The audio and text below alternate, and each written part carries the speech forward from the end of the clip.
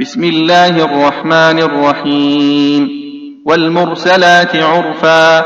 فالعاصفات عصفا والناشرات نشرا فالفارقات فرقا فالملقيات ذكرا عذرا أو نذرا إنما توعدون لواقع فإذا النجوم طمست وإذا السماء فرجت وإذا الجبال نسفت وإذا الرسل أقتت لأي يوم أجلت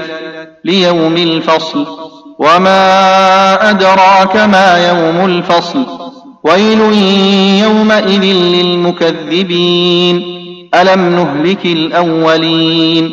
ثم نتبعهم الآخرين كذلك نفعل بالمجرمين ويل يومئذ للمكذبين ألم نخلقكم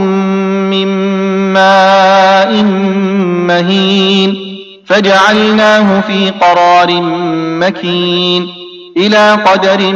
معلوم فقدرنا فنعم القادرون ويل يومئذ للمكذبين ألم نجعل الأرض كفاتا أحياء وأمواتا وجعلنا فيها رواسي شامخات وأسقيناكم ماء فراتا ويل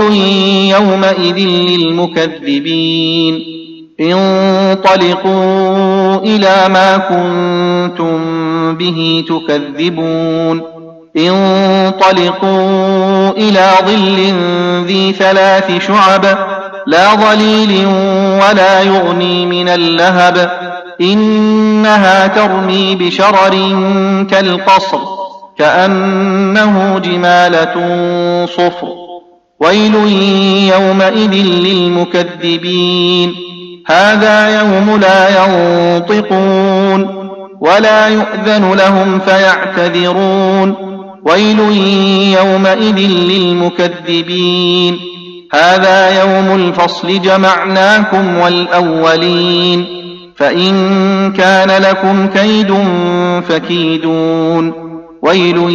يومئذ للمكذبين إن المتقين في ظلال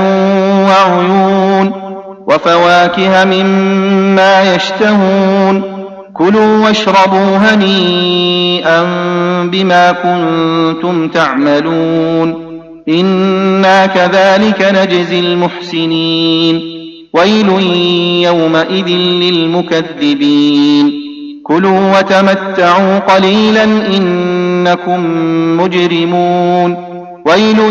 يومئذ للمكذبين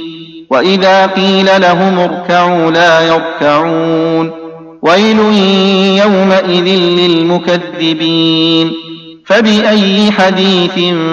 بعده يؤمنون